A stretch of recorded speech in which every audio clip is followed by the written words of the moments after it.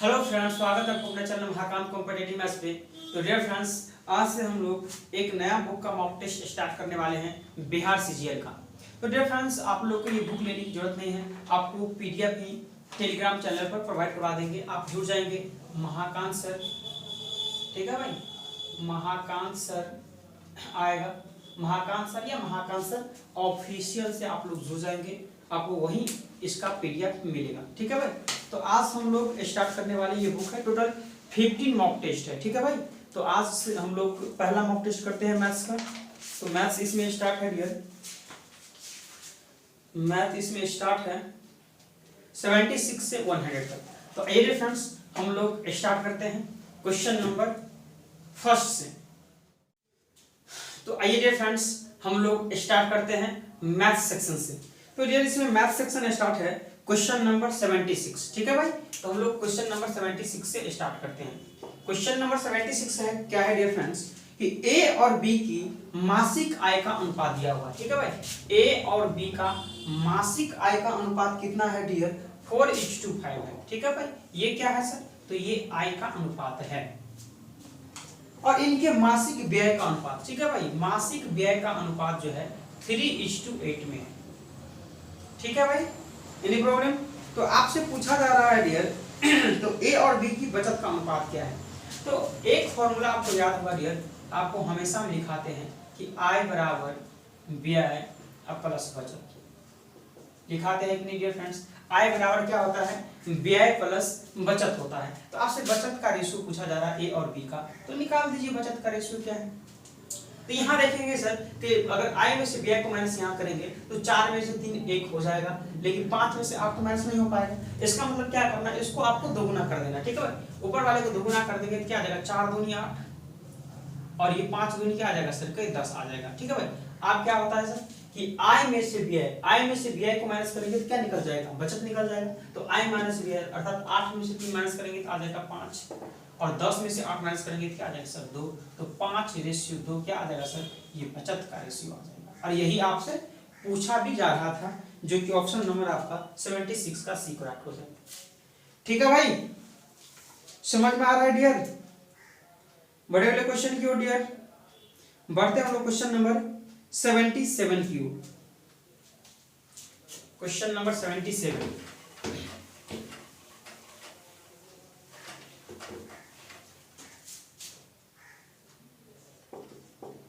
क्या है। क्वेश्चन है डियर कि 12, 18, 6 का चौथा अनुपात। तो आपको चौथा अनुपात क्या होता है सर, फर्स्ट क्या बताए थे dear, third proportion, fourth proportion, mid proportion, ये सारा बताया था आपको। तो ये फोर्थ प्रोपोर्शन पूछा जा रहा है कि चौथा अनुपात 12, 18, 6 का। तो चौथा अनुपात क्या होता है सर कि तीसरा नंबर इंटू दूसरा नंबर। तो तीसरा नंबर है 18 और इंटू दूसरा नंबर 6 और बट्टे क्या लिखेंगे डियर फ्रेंड्स, पहला नंबर 12। ये क्या आ गया सर कि ये तो चतुर्था अनुपात आ गया। फिर आ गया सर 4 और के का तृतीय अनुपात। तो तृतीय अनुपात क्या होता है सर, दूसरा नंबर इंटू दूसरा नंबर और बटे पहला नंबर। तो दूसरा नंबर 4 के में क्या है सर, दूसरा नंबर के है तो के इंटू के बटे पहला नंबर क्या है सर, पहला नंबर है 4, ठीक है भाई। तीसरे अनुपात के बराबर है तो बराबर है, ठीक है भाई, कोई दिक्कत नहीं। तो 4 या 12, 3 दूनी 6 और 18 दूनी 36। तो के स्क्वायर बराबर क्या आ जाएगा सर 36। तो के बराबर क्या आ जाएगा सर, √36 अर्थात 6। ऑप्शन नंबर ए, ठीक है भाई। आपको बताए थे सर कि फोर्थ प्रोपोर्शन होता है third number into second number into third number और बट्टे फर्स्ट नंबर।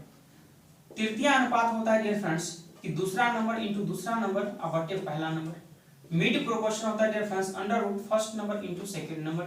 ये बताए थे आपको, इसी तरह से आपको सोल्व करना है क्वेश्चन, है भाई। समझ में आ रहा डियर? बड़े अगले क्वेश्चन की ओर, क्वेश्चन नंबर 78। क्वेश्चन नंबर क्या है डियर, 78। क्वेश्चन नंबर 78 क्या है डियर, किसी निश्चित कार्य को करने के लिए x और y की कार्य क्षमता का अनुपात, ठीक है। x और y की कार्य क्षमता अर्थात एफिशिएंसी का रेशियो दिया हुआ है 5:4 दिया हुआ है। ये किसका रेशियो है सर, तो आप बोलेंगे सर ये तो एफिशिएंसी का रेशियो है। आगे है डियर, एक साथ कार्य को करते हुए वे इस कार्य को 10 दिन में समाप्त करते हैं। तो कई सर एक साथ काम कर रहा है ना, तो कैसे 5 और 4 9 की इफिशियंसी से 10 दिन तक काम करता है, तो 10 नंबर कितना आ जाएगा सर 90। तो ये टोटल काम आ गया आपका, ठीक है भाई, टोटल काम 90 आ गया, क्योंकि प्रश्न में बोला जा रहा है सर कि दोनों मिलकर 10 दिन तक काम करते हैं, क्योंकि सर 5 और 4 9 की इफिशियंसी से 10 दिन तक काम करेंगे, तो 10 नंबर 90 टोटल काम हो जाएगा। फिर आगे है डियर x, फिर आगे है y अकेले इस कार्य को शुरू करता है और 5 दिनों के बाद छोड़ देता है, ठीक है भाई। तो y तो काम स्टार्ट करता है कितने की इफिशियंसी से, 4 की इफिशियंसी से, और 5 दिन तक काम करता है, तो कितने काम कर लेगा सर कि 5 का 20 काम कर लेगा, तो कैसा टोटल काम तो 90 है, तो 90 में से 20 माइनस करेंगे तो बच जाएगा 70 काम, और y चला जाता है इस काम में से, है भाई।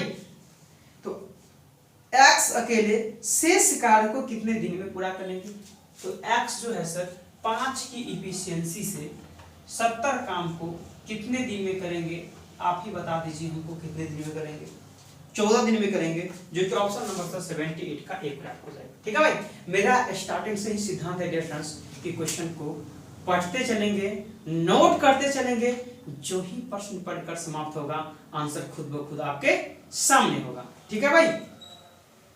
जिस भी फ्रेंड को कोई भी टॉपिक में अगर प्रॉब्लम हो तो डियर फ्रेंड्स आपको मेरा YouTube चैनल पर एक एक टॉपिक का डिटेल डिस्कशन किया हुआ है, वहां से आप लोग जल्दी से कवर कर सकते हैं, ठीक है भाई।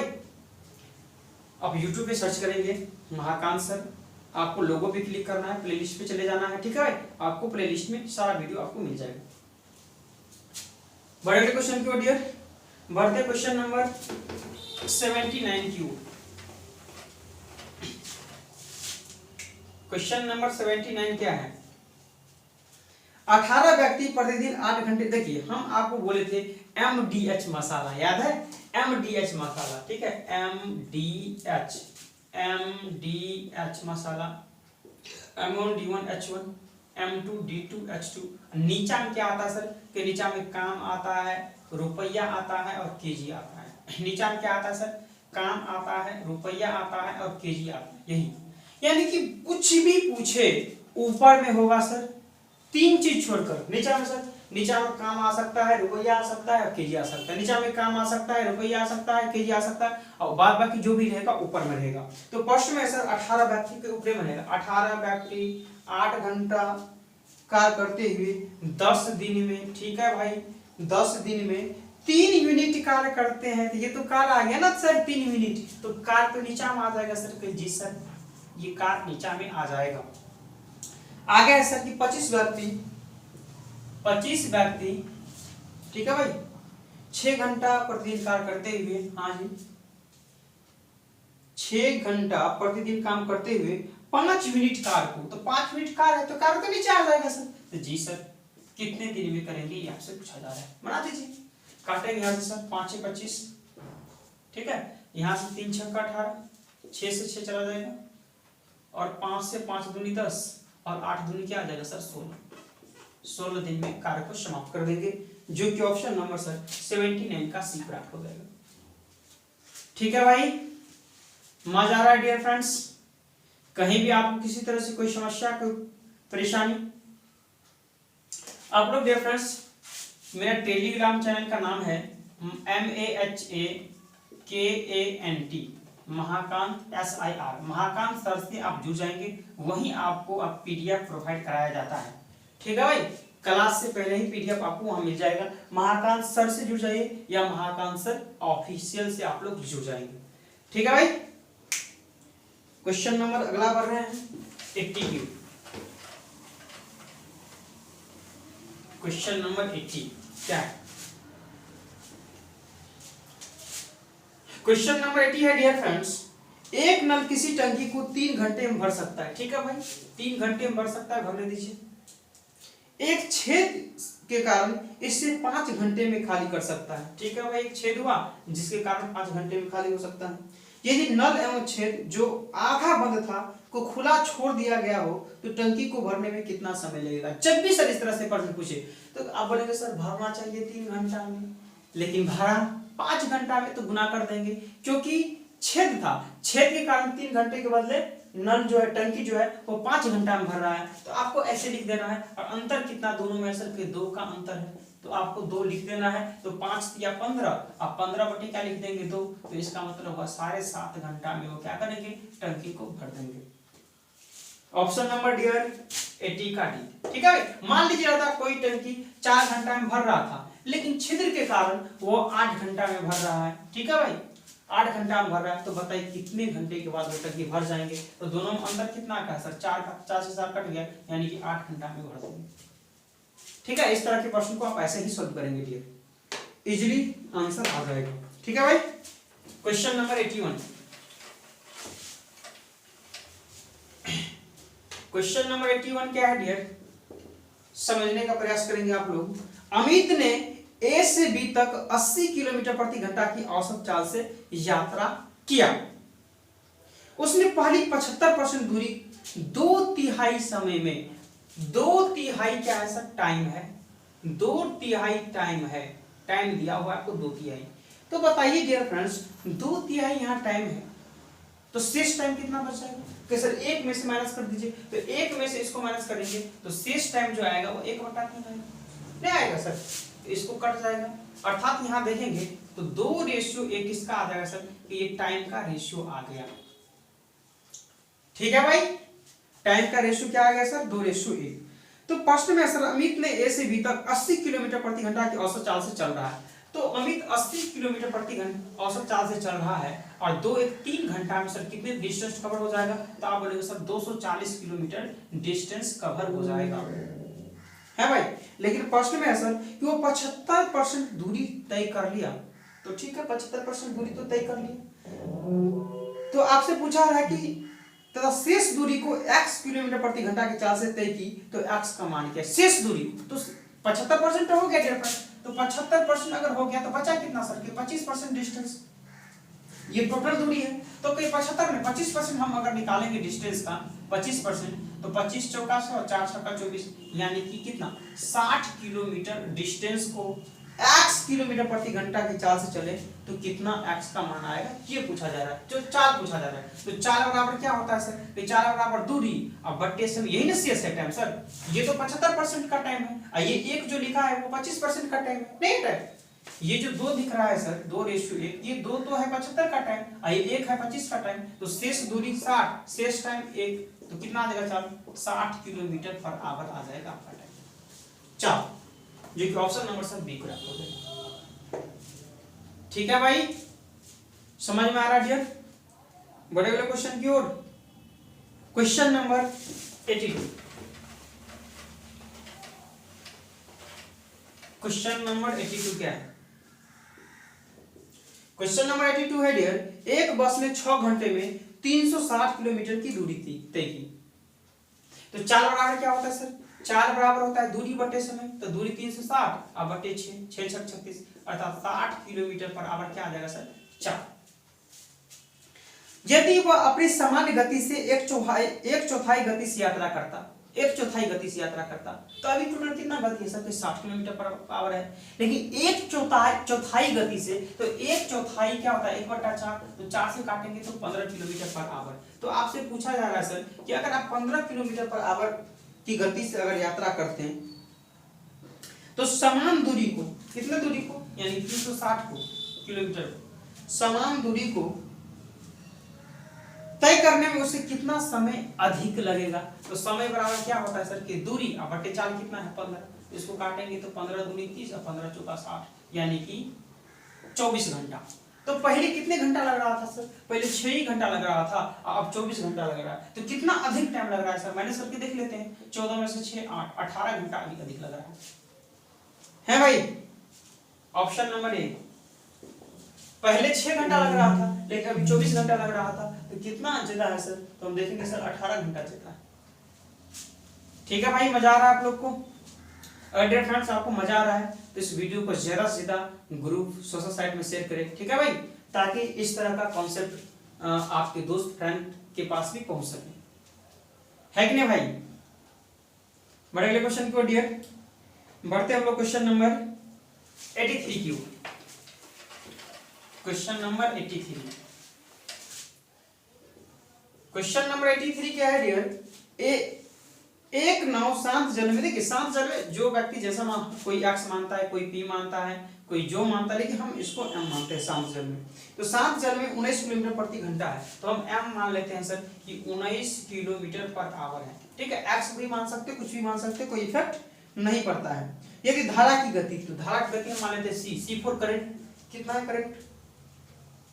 3 किलोमीटर पर आवर है। ठीक है भाई, 3 किलोमीटर पर आवर है। तो प्रश्न में पूछा जा रहा है सर, तो नाव की धारा के अनुकूल, धारा के अनुकूल मतलब धारा के साथ, यानी कि सर धारा के साथ m प्लस सी, और धारा के विरुद्ध भी है तो m माइनस सी। तो धारा के अनुकूल 88 किलोमीटर जाता है और धारा के विरुद्ध 24 किलोमीटर जाता है। ठीक है, जाने में कुल कितना समय लगेंगे घंटा में पूछा जा रहा है। देखिए सर 4 बराबर दूरी अब बटे समय कितना लग रहा है भाई? अच्छा समय निकालना है सर, तो समय बराबर दूरी बट्टे 4, तो समय बराबर कितना होता है सर? दूरी बट्टे 4, तो दूरी अब बट्टे 4 कितना सर? अतः साथ साथ चल रहा है धारा के साथ, तो धारा के साथ सर चलेंगे तो क्या सर 19 और जाएंगे तो 19 और 3 22 के साथ चलेंगे तो कितना टाइम लगेगा सर? समय बराबर दूरी बट्टे 4 घंटा लगेगा, है ना। और धारा के विरुद्ध उल्टा माइनस होगा सर, तो 19 में से 3 माइनस करेंगे तो 16 से चलेगा, है ना। समय बराबर दूरी बट्टे 4, यहां से काटेंगे 8 या 24, 8 दूनी 16, 3 बट्टे 2 का मतलब 1.5 घंटा होता है, तो टोटल 4 1 5 यानी 5.5 घंटा लगेगा। Option number D. नहीं समझ में आया डियर फ्रेंड्स? धारा के साथ चल रहा था सर, तो धारा के साथ चलेगा तो ये 88 किलोमीटर 19 और 3 22 के स्पीड से चलेगा तो 4 घंटा लगेगा। धारा के विरुद्ध यानी कि उल्टा, ठीक है भाई, आप धारा के साथ चलेंगे और धारा के उल्टा चलेंगे, चल रहे हैं तो उल्टा चल रहे हैं तो माइनस ना होगा सर। 19 में स्पीड 16 के स्पीड से 24 किलोमीटर 1.5 घंटा में चलेगा तो टोटल 5.5 घंटा टाइम लगेगा। ठीक है भाई, समझ में आ गया? नोट कर लिए डियर सॉल्यूशन। बढ़े गए क्वेश्चन की ओर। क्वेश्चन नंबर हम लोग बढ़ते हैं 84 की ओर। Question number 84। Dear friends, civil code का भी जल्दी क्लास आ रहा है। ठीक है भाई, अगला आपको कल सिविल कोड का भी क्लास मिल जाएगा। ठीक है भाई। क्वेश्चन नंबर क्या है सर? 84 है। ए की आय बी की आय से 60% कम है। ए की आय बी की आय से 60% कम है, अर्थात ये 100 हो तो इसका 60% 60 और 100 में से 60 कम हो यानी क्या हो सर? 40 हो। ठीक है भाई, इसको काटेंगे तो 0 से 0, 2 दूनी 4 और 2 पंचे 10, 2:5 है। नहीं आ जाएगा सर? 2:5 आ गई, 2:5। ये क्या है सर? आय है, ये आय है। फिर आगे है डियर, ए का व्यय बी के व्यय के 60% के बराबर है। ओ सर, ए का व्यय बी के व्यय से 60% के बराबर है, अर्थात ये अगर 100 हो तो इसका 60% 60 ही हो जाएगा। तो रेशियो बनाएंगे सर, तो 3 दूनी 6 और 5 दूनी 10, 3:5 बन जाएगा। तो इसको हटा करके 3:5 लिख दें। बोलेंगे जी सर 3:5 लिख दीजिए। ये क्या है सर? व्यय। ये व्यय, ये आय है सर तो x मान लेते हैं, ये व्यय है तो सर यहाँ y मान लेते हैं। ठीक है भाई, आप बोलेंगे सर x y क्यों माने? तो आगे प्रश्न पढ़िए। आगे है डियर, यदि a की आय b के व्यय के 70% है। a की आय कितना है सर? 2x, और b की व्यय कितना है सर? 5 के 70% के बराबर है। तो ठीक है भाई, 70% के बराबर। ठीक है भाई, क्वेश्चन पढ़ते चलिए, नोट करते चलिए, आंसर खुद ब खुद आपके सामने दिखेगा। तो यहां से 0 से 0 कट जाएगा, 5 दूनी 10 कट जाएगा, क्रॉस मल्टीप्लिकेशन करेंगे तो 2 दूनी 4x बराबर 7y, तो x/y कितना आ जाएगा सर? 7, और यहां से 7/4। तो आपसे पूछा जा रहा है सर कि ए और बी की बचत का अनुपात क्या है? ए और बी की बचत का आपको रेशियो पूछा जा रहा है, बचत का। तो आपको पता है डियर फ्रेंड्स, आय बराबर क्या होता है सर? तो आय बराबर होता है सर व्यय और प्लस क्या होता है? बचत होता है। तो इसका मतलब अगर आय में से व्यय को माइनस कर देंगे तो वही तो बचत होगा, आय में से व्यय को माइनस कर देंगे तो बचत नहीं होगा डियर फ्रेंड्स। तो ठीक है, यहाँ देखेंगे सर तो x का मान 7 दूनी 14 और y है तो 4 किया 12, तो आई में से BI 14 में से 12, 2 हो गया बचत। फिर यहाँ देखेंगे सर तो 7 5 क्या आ जाएगा सर 35, यहाँ कितना आ जाएगा सर 5 चौका 20, तो 35 में से 20 15, 2:15 बचत का रेशियो आ जाएगा। ऑप्शन नंबर सर 84 का डी करेक्ट हो जाएगा। ठीक है भाई, समझ में आ रहा है डियर? कोई भी परेशानी आपको? बढ़े अगले क्वेश्चन की ओर। क्वेश्चन नंबर 85, क्वेश्चन नंबर 85 क्या है, सीखेंगे ध्यान से। क्वेश्चन नंबर 85 क्या है डियर? राघव अपनी आय का 80% खर्च करता है। तो फॉर्मूला पता है आपको? फॉर्मूला होता है सर आय बराबर व्यय प्लस बचत। क्या होता है सर? आय बराबर व्यय प्लस बचत होता है। तो प्रश्न में है राघव अपनी आय का 80% खर्च करता है। तो मान लेते टोटल 100 रुपया आय था, तो 80 रुपया खर्च करता है। 80% ना, 80% खर्च करता है, अर्थात 80 रुपया खर्च करता है। तो 80 रुपया खर्च करता है सर, बचाता है कितना सर? कहीं 100 है, अर्थात 20 रुपया बचाता है। फिर आगे है डियर फ्रेंड्स, यदि उसकी आय 12% बढ़ जाती है, तो 100 था तो 12% बढ़ जाएगा, अर्थात 112%। 100 का 112 निकालेंगे तो 112 हो जाएगा सर। तो ठीक है सर, आय 12% बढ़ जाता है। बचत 10% कम हो जाता है। बचत 10% अगर कम हो जाता है, आप कितना लेते हैं सर? 90% लेते हैं। ठीक है सर, काटेंगे तो 9 दूनी 18 हो जाता है। तो ये व्यय कितना हो जाएगा सर? तो 12 में से 8 4 और 10 में से 1 9। ठीक है, तो ये हो जाएगा व्यय। आपसे पूछा जा रहा है डियर फ्रेंड्स, तो उसके व्यय में प्रतिशत वृद्धि कितना होगा? तो उसके व्यय में कितना वृद्धि हो रहा है सर? तो आप देखेंगे 14 का वृद्धि हो रहा है, तो 14 गुनी 100 किसमें वृद्धि हो रहा है सर? कि 80 में वृद्धि हो रहा है। तो 0 0 5 दूनी 10, 4 दूनी 8, 2 दूनी 4, 7 दूनी 14, 7 पंचे 35 और बट्टे 2, 2 एकम 2 सत्ते 2 पंचे 17.5। ठीक है भाई, ऑप्शन नंबर क्या बोलेंगे? सी।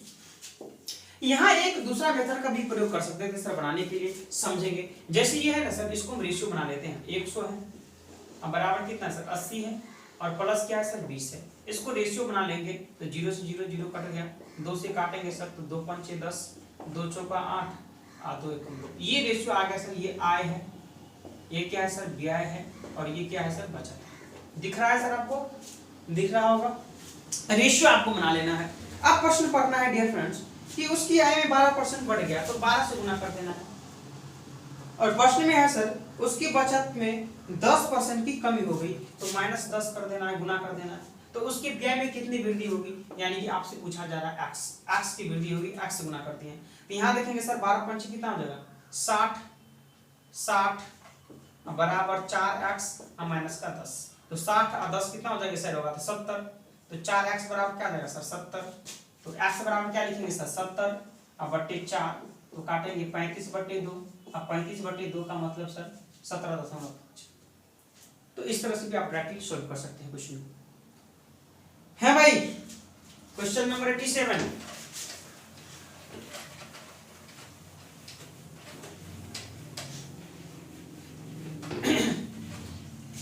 Question number 87। 30 वस्तु को बेचने पर एक दुकानदार को 9 वस्तु की विक्रय मूल्य के बराबर लाभ होता है, तो उसका लाभ का प्रतिशत। तो कितना का लाभ होता है सर? कि 9 का लाभ होता है, तो 9 गुने 100। ठीक है, ये प्रॉफिट का परसेंटेज, तो प्रॉफिट गुने 100। और नीचे में क्या आना चाहिए सर? क्रय मूल्य। तो बट्टे में कितना देंगे सर? 30 क्रय मूल्य है क्या? विक्रय मूल्य है सर। 30 तो नहीं आएगा, नीचे में आएगा तो क्रय मूल्य सर। तो 30 यहाँ क्या सर बेच रहे हैं और 9 रुपया का लाभ हो रहा है।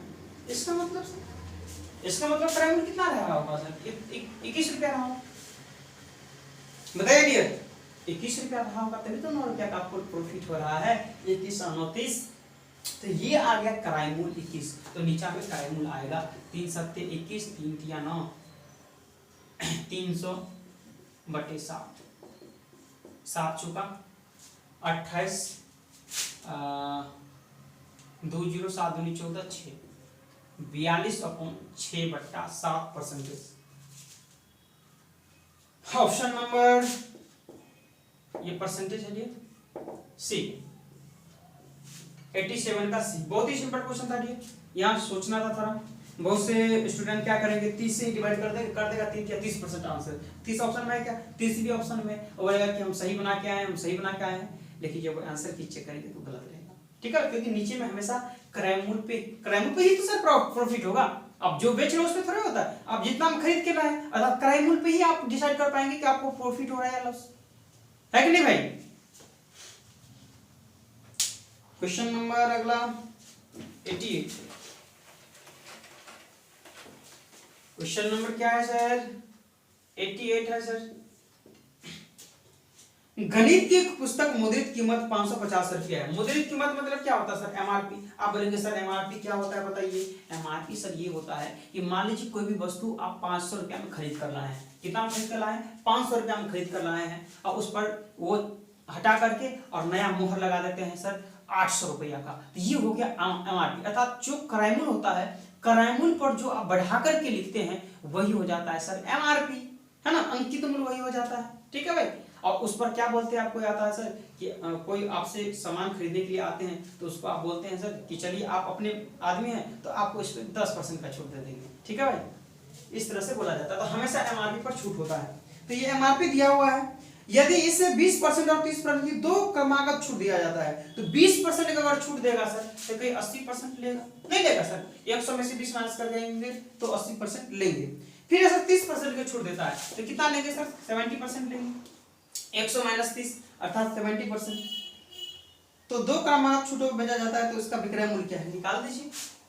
00 से 00, 10 से 10, 5 दूनी 10, 4 दूनी 8, 5 से 11, 11 सत्ते कितना हो जाएगा सर 77 इंटू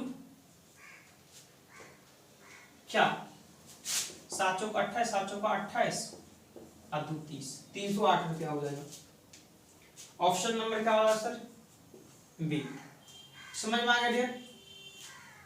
बढ़े अगले क्वेश्चन की ओर बढ़ जाए। Question number 89। क्वेश्चन नंबर 89 क्या है डियर फ्रेंड्स, एक व्यक्ति साधारण ब्याज पर 9000 की 3 भागों में 9000 है रुपया, 3 भागों में 3%, 4%, 3%, 4% और 6% की दर से निवेश करता है। एक वर्ष के अंत में उसे तीनों मामले में समान ब्याज प्राप्त होता है। अर्थात ये पहला है, ये दूसरा है, ये क्या है सर तीसरा है, समान ब्याज प्राप्त होता है अर्थात बराबर कर देंगे। एक वर्ष है तो एक वर्ष गुना कर देंगे तो हट ही जाएगा सर, कोई मतलब ही नहीं बनता। तो यहाँ सर पहला, दूसरा और तीसरा का रेशियो देखेंगे तो 3 4 6 का एलसीएम कितना हो जाएगा सर के 12 हो जाएगा। तो यहाँ से देखेंगे 3 चौक 12, 4 तिया 12 और 6 दूनी 12, 4 3 2, ये राशि का अनुपात आ गया। तो 4 3 7 और 2 9 है टोटल धन, लेकिन है 9000, तो 1 बराबर कितना हो जाएगा 1000। तो 6% में पूछा जा रहा है, तो तीसरे ना सर 6%, तो मतलब 2 का वैल्यू पूछा जा रहा है। तो 1 बराबर 1000, तो 2 बराबर कितना देख सर 2000। ऑप्शन नंबर सर ए। ऊपर में नहीं दिख रहा है सर, स्पष्ट लिख दें। ये ऐसे है सर, ये पहला है 3% पर, फिर दूसरा है सर कितने 4% पर, फिर तीसरा कितना है सर 6% पर। ठीक है भाई, यहाँ मल्टीप्लिकेशन 1 से भी हुआ है तो 1 से कोई तो मतलब नहीं बनता, 1 वर्ष 2 वर्ष आता तो भी कोई मतलब नहीं पड़ता, कट ही जाता। ठीक है, बड़े सर अगला क्वेश्चन नंबर 90। क्वेश्चन नंबर 90 क्या है डियर, क्वेश्चन नंबर 90 है कि एक व्यक्ति ने 5% प्रतिवर्ष साधारण ब्याज की दर से 3 वर्षों के लिए 7000 रुपया उधार लिए। कितना लिए सर, फिर 7000 रुपया उधार लिए। हाँ जी, कितने परसेंट था सर, कि 5% के रेट से लिए 3 वर्ष के लिए। आगे उसने तुरंत 3 रुपयों को एक अन्य व्यक्ति को 3 वर्ष के लिए, यानी 3 वर्ष के ही लिए दिया है।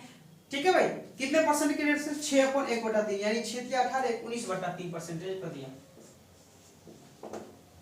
तो यहाँ 3 वर्ष था, यहाँ भी 3 वर्ष है, तो 3 3 तो कट ही जाएगा। तो 3 क्यों दे, 3 वर्ष रहता 2 वर्ष रहता तो 3 से गुना कर देते, 2 से गुना कर देते, लेकिन दोनों साइड 3 3 है तो क्यों गुना करते। फिर आगे है सर, तो प्रतिवर्ष लेन देन में उसका लाभ ज्ञात करें। तो डायरेक्ट माइनस कर दीजिए ना सर, पहले 5% आप ले रहे थे, अब किसी से आप इतना % ले रहे हैं तो देखते कितना लाभ ले रहे हैं। तो माइनस कर दीजिए सर 19/3 में से इसको माइनस कर दीजिए, क्योंकि जेदा पर लगाया है ना, जेदा में से माइनस करेंगे तो 5 किया 15, 15 में से 19 गया 4/3%। तो निकाल दीजिए डायरेक्ट 4/3%, 4/3 और परसेंटेज का 2 जीरो आ जाएगा, 0 0 7 चौका 28, 3 9 27, 3 तिया 9, 3 तिया 9, 3 तिया 9, 93.333, जो कि ऑप्शन नंबर सब 19 का भी करेक्ट हो जाएगा। नहीं समझे सर?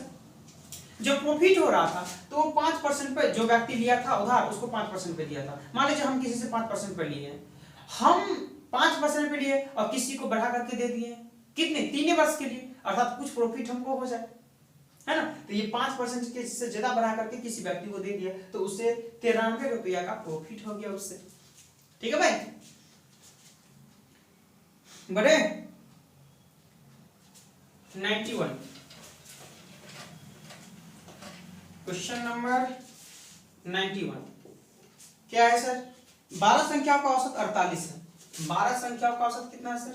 48 है। प्रत्येक संख्या को 11 से बढ़ा दिया जाए तो नया औसत कितना होगा? प्रत्येक संख्या का सर अगर 11 से आप बढ़ा रहे हैं, इसका मतलब औसत में ही तो 11 बढ़ रहा है सर। एक तरह से आप औसत में ही 11 बढ़ा रहे हैं तो कितना बढ़ जाएगा सर? ये 59 हो जाएगा। ठीक है भाई, ऑप्शन नंबर डी। अगर मान लीजिए ये कहता है कि सभी संख्या को 2 से किया, औसत संख्या को 2 से गुना किया जा रहा है तो आप औसत को ही 2 से गुना कर देते, 48 गुना कर देते हो। डिवाइड किया जा रहा है तो आप डिवाइड कर देते, घटाया जा रहा है तो आप घटा देते हैं, बढ़ाया जा रहा है तो आप यहाँ बढ़ा देते। तो अभी बढ़ाया जा रहा है तो औसत में ही बढ़ाकर बोलेंगे डी। ठीक है भाई, क्वेश्चन नंबर 92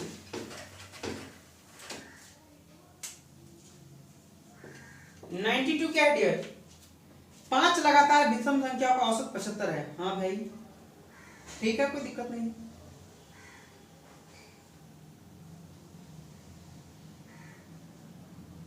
5 संख्याओं का क्या है? विषम संख्या का औसत 75 है। ठीक है, 75 है तो योगफल कितना आ जाएगा सर? 5 × 25, 7 × 5 = 35, 2 × 37। ठीक है भाई, आगे है किसी संख्या को जोड़ा जा रहा है तो पहले अगर जो 5 था तो अब हो जाएगा 6, तो क्या हो जा रहा है सर? 76 हो जा रहा है। तो देखते हैं योगफल 6 × 6 = 36 और 6 × 7 = 42 और 3 कितना हो जाएगा? 45। माइनस कर दिए, 6 में से 5 1, 15 में से 7 8, 81 वो संख्या होगा क्या है भाई? ठीक है क्या मेरा? ठीक बनाया है क्या? 81 होगा क्या? बी। यहाँ एक बुद्धि लगाते हैं सर, देखते हैं कि क्या होता है कि नहीं। ये 5 विषम संख्या है तो ये 75 तो क्या है? खुद विषम संख्या है तो 2 इधर होगा 2 इधर होगा, तो 75 के बाद क्या होता है सर? 77 और 77 के बाद क्या होता है सर? 79। फिर पीछे देखेंगे सर तो क्या आ जाएगा? यहाँ 73 और यहाँ आ जाएगा 71। तो प्रश्न में है सर 5 लगातार विषम संख्या का औसत 75 है, तो ठीक है सर, औसत दोनों से छाड़ देंगे तो बीच वाला ही औसत होता है, जी औसत है 75। किस संख्या को जोड़ देने पर यह औसत 76 हो जाएगा? किस संख्या को जोड़ देने पर यह औसत 76 हो जाएगा? बताइए जी। किस संख्या को जोड़ दे डियर कि 76 हो जाएगा यहाँ औसत? ठीक है भाई, 80 अगर ऐड कर देते हैं तो औसत कितना हो जाएगा सर? ये 2 छट जाएगा, 2 छट जाएगा, 7 5 कितना हो जाएगा? 12 7 7 14 15, 2 7 नहीं हो जाएगा। एक और जोड़ देते हैं सर 81। अब होगा क्या? जोड़ लगा लीजिए, 3 3 3। दिक्कत है सर, ऐसे ही बना लेंगे आप। ठीक है, बढ़ते हम लोग अगले क्वेश्चन की ओर। क्वेश्चन नंबर 93 की ओर बढ़ रहे हैं। Question number 93। क्वेश्चन नंबर 93 है डियर, यदि 10 अंकों की एक संख्या है 46,789, 46,789 x 521 और क्या है सर? y है। 72 से विभाज्य हो तो x का मान बड़ा मान लेते हैं, तो 2x प्लस 5y का मान पूछा जा रहा है। किसका? 2x प्लस 5y का मान आपसे पूछा जा रहा है, जो कि x का मान आपको मैक्सिमम से मैक्सिमम लेना है। तो चलिए सर, ये 72 से डिवाइड हो रहा है, तो 72 को आप क्या लिख सकते हैं सर, बताइए। कहीं सर 8 9 72 तो लिख सकते हैं। जी सर, ऐसा लेना है सर आपको 72 का मल्टीपल जो दोनों में कुछ भी कॉमन ना हो। तो 8 9 72 कुछ भी कॉमन नहीं, यही इसका कटने का नियम है। जो 8 से भी कट जाए और 9 से भी कट जाए, वो 72 से भी कट जाए। तो 8 से कटने का नियम हम देखते हैं सर, तो y के स्थान पर क्या लेते हैं। तो यहाँ देखेंगे सर, तो 8 या 24, तो 11 में से 4 7, आप क्या आ जाएगा सर, y का मान जो भी लेना है न्यूनतम से न्यूनतम, और x का मान क्या है सर, मैक्सिमम से मैक्सिमम लेना है, जो कि बुक में बोला गया है। तो सर y का मान सर अगर हम क्या लेते हैं, 2 लेते हैं, तो 8 चौका 72 नहीं कर जाएगा। जी सर, तो y का मान क्या है, 2, तो 5 दूनी क्या आ जाएगा सर, फिर 10 आ जाएगा। आप x का मान निकालना है। तो चलते हैं, 2 1 3 3 6 और 5 11 और 9 कितना आ जाएगा सर, 20 और 8 28 और 7 28 7 कितना आ जाएगा सर, 35 और 10 कितना आ जाएगा, 45। तो 45 तो 9 से कट ही जाएगा सर, तो बचेगा x ही बच जाएगा, क्योंकि 9 से कटने नियम है sir, addition of all digit. Addition of all digit अगर 9 से कट जाए तो वो सारी संख्या 9 से कट जाएगी। ठीक है, तो x का मान मैक्सिमम से मैक्सिमम क्या ले सकते हैं सर, 9 ही ले सकते हैं, क्योंकि ये सारा 9 से कट रहा है। तो इसका मतलब x का मान मैक्सिमम से मैक्सिमम आप 9 ही रख सकते हैं। तो 9 दूनी 18, 18 10 कितना आ जाएगा सर, 28। ठीक है भाई, ऑप्शन नंबर ए। ठीक है भाई, बढ़ गए क्वेश्चन की ओर dear. Question number 94। Question number 94 क्या है डियर? क्वेश्चन नंबर 94 है, निम्न में से किसका वर्गमूल एक परिमेय संख्या है? तो सबसे पहले वर्गमूल उसी का होगा जिसका अंत में 2 हो, 3 हो, 7 हो और 8 हो। ये नंबर सर अगर यूनिट डिजिट पर देखें, यूनिट डिजिट पर अगर देखें तो उसका वर्गमूल होगा ही नहीं। 2 3 7 8 इकाई के स्थान पर अगर हो तो उसका वर्गमूल नहीं होगा। ऑप्शन नंबर आपका ए भी दिया हुआ है, बी भी दिया हुआ, सी भी दिया हुआ, डी भी दिया हुआ, देख लीजिए। तो सर हम देख रहे हैं ऑप्शन नंबर सी में ये 0.2 है लास्ट में, तो 2 मिल रहा है सर, तो इसका मतलब ये वर्गमूल लिख लेगा ही नहीं पहले। तो इसका मतलब ऑप्शन नंबर कौन सा है, सी। तो ऑप्शन नंबर सी तो पहले होगा ही नहीं, गलत हो जाएगा। ऑप्शन नंबर 2 3 7 8 है सर, एक में बी में है, तो कहीं सर बी में है तो ये भी आंसर तो देगा नहीं। फिर अगला है सर ऑप्शन नंबर डी, देखेंगे तो सर लास्ट में 5 है, तो 5 है, लेकिन फर्स्ट में क्या बोला जा रहा है डियर कि किसका वर्गमूल एक परिमेय संख्या हो। बताएंगे डियर, एक परिमेय संख्या हो, तो क्या ये हो सकता है? दोनों में 2 हो सकता है, या तो ऑप्शन 1 करेक्ट होगा या तो ऑप्शन डी करेक्ट होगा। आपको देखना है कि वर्गमूल किसका निकल रहा है डियर। बताएंगे सर, आंसर कमेंट करेंगे, आंसर कमेंट करेंगे डियर। ठीक है भाई, तो dear friends option number A का आपका वर्गमूल निकल जाएगा 74.4 आएगा, जो कि ये क्या है सर, ये पूर्णतः कट रहा है, तो यही एक परिमेय संख्या होगा। आप लोग वर्गमूल निकाल लेंगे, है भाई। बढ़े सर अगले क्वेश्चन की ओर, 95। Question number 95। क्वेश्चन नंबर 95 क्या है डियर? 7/16, 21/32 और 49/8 आपसे एससीएफ पूछा जा रहा है। तो जो पूछेगा ऊपर वाला का लेना है। एससीएफ पूछा तो ऊपर वाला कैसे आप लीजिए सर, एससीएफ का मतलब क्या सर, जो सब में हो। तो सब में क्या दिख रहा है सर, कि सब में तो 7 ही दिख रहा है, 7 के 749, तो एससीएफ आ गया 7। जो नहीं पूछा वह नीचे हो जाता है, अर्थात एलसीएम, ऊपर एचसीएफ लिया है तो नीचे एलसीएम लेना पड़ेगा। तो एलसीएम कितना आ जाएगा सर, सबसे बड़ा नंबर को पकड़ लीजिए, ये कट रहा है, इससे कट रहा है, इसका मतलब 32 ही एलसीएम होगा, तो 7/32 एचसीएफ हो जाएगा।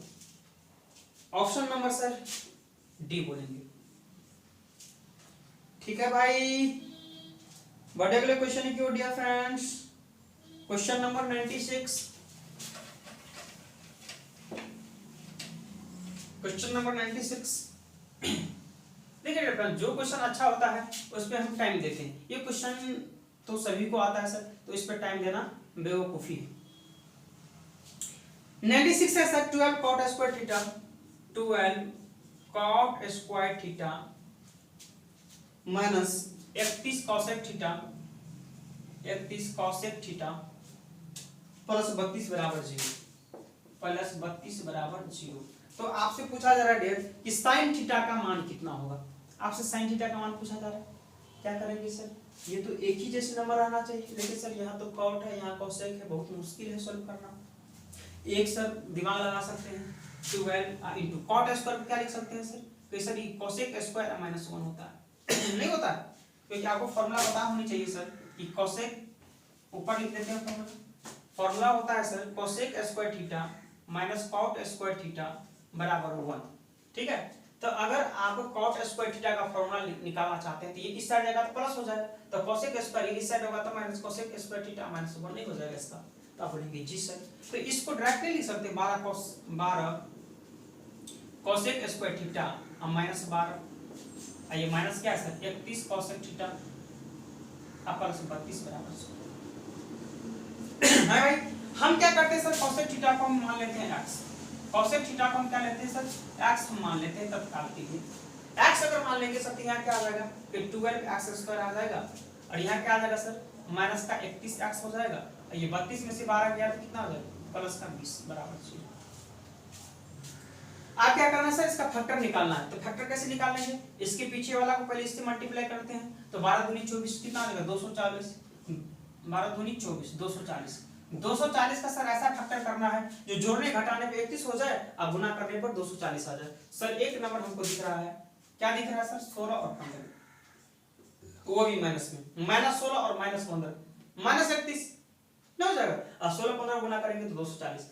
ये करने के बाद आपको क्या करना है, ये अपोजिट लेते हैं इसका मान सर, डायरेक्ट जो निकालने का विधि होता है, जो ये अगर यहाँ माइनस है तो यहाँ प्लस लेंगे 16, यहाँ माइनस 15 है तो यहाँ लेंगे प्लस का 15, और जो पीछे में लगा रहता है उससे हम लोग डिवाइड कर देते हैं। तो कहीं 4 चौका 16, 4 तिया 12, 3 पंचे 15, 3 चौका 12 है भाई। ये कोसेक थीटा का मान है सर, क्योंकि x का मान ये है और x का मान ही किसका मान है सर कोसेक थीटा का मान है, तो ये कोसेक थीटा, और ये आपको पता होनी चाहिए सर कि साइन थीटा कोसेक थीटा का क्या होता है सर अपोजिट होता है, उल्टा होता है। तो उल्टा कर दीजिए, 4/3 है तो साइन थीटा का मान निकालने के लिए क्या करेंगे सर, ये 3/4, ये 5/4 है तो आप बोलेंगे 4/5, तो 3/4 और 4/5 ऑप्शन नंबर 96 का डियर एक करेक्ट हो जाएगा।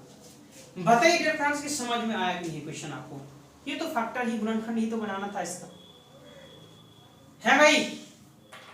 बट अगला क्वेश्चन क्यों डियर, क्वेश्चन नंबर हम लोग बढ़ रहे हैं 97 की ओर। क्वेश्चन नंबर 97 क्या है डियर? 500 रुपए की राशि पर 2 वर्ष की चक्रवृद्धि ब्याज है। 500 रुपए की राशि पर 2 वर्ष का चक्रवृद्धि ब्याज है, कितना है सर? पहला है 10%, तो लेंगे कितना सर में 110%।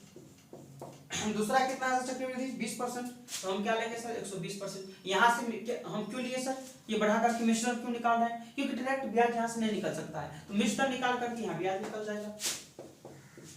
00 00 00 00 12 पंचे 60 इंटू 11 छक्का 66 में से किसको माइनस कर देंगे सर 550, 110 आ जाएगा यस।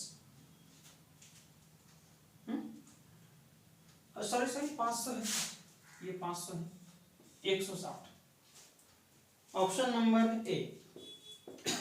एक मेथड और बना सकते थे,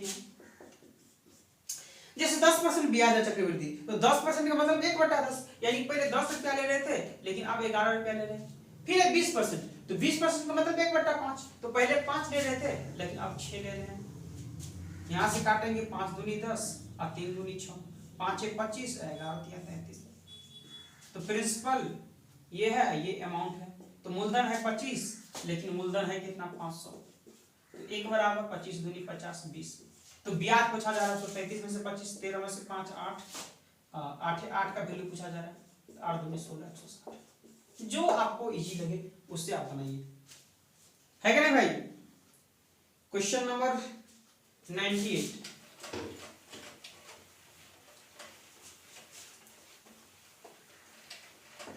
क्वेश्चन नंबर 98 क्या है डियर, एक्स वाई रेशियो 3:4 दिया हुआ है।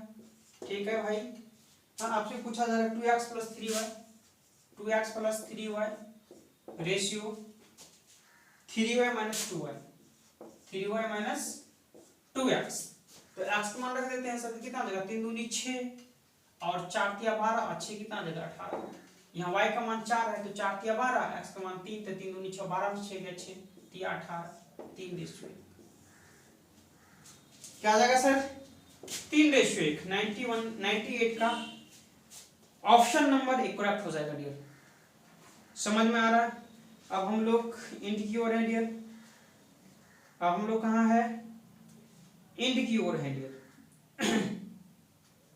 ठीक है भाई, बढ़ा जाए अगले क्वेश्चन की ओर, बोलेंगे क्वेश्चन नंबर 99।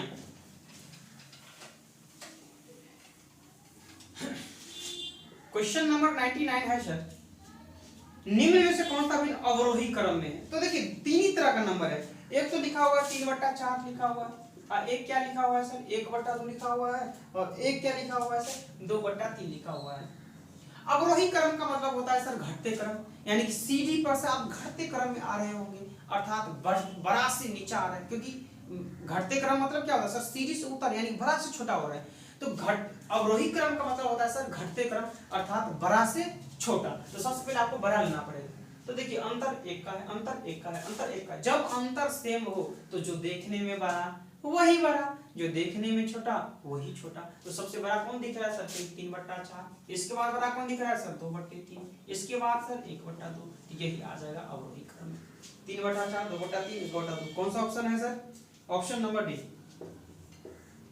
ऐसे ही आपको सॉल्व करना है डियर फ्रेंड्स। जो डियर फ्रेंड्स अभी तक हमसे नंबर सिस्टम नहीं भरे हैं वो जा करके आप नंबर सिस्टम हमसे पढ़ लीजिए, एक भी प्रश्न डियर फ्रेंड्स आपको दिक्कत नहीं होगी, डिटेल में बताया गया है क्वेश्चन को। और आज का लास्ट क्वेश्चन देखते हैं हम लोग 100।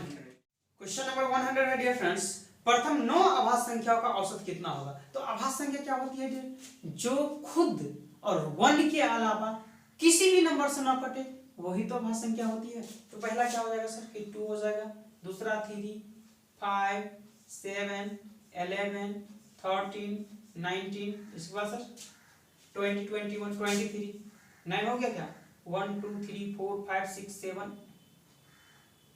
2 3 4 नहीं 5 6 नहीं 7 8 नहीं 9 नहीं 10 नहीं 11 12 नहीं 13 14 नहीं 15 नहीं 16 नहीं 17 भी होगा ना सर, 17 भी होगा, 17 भी होगा, 18 नहीं 19 20 नहीं 21 नहीं 22 नहीं 23, 1 2 3 4 5 6 7 8 9 ऐड कर दीजिए, 2 3 5 5 0 7 1 8 3 1 7 8 9 8 7 और 3 0।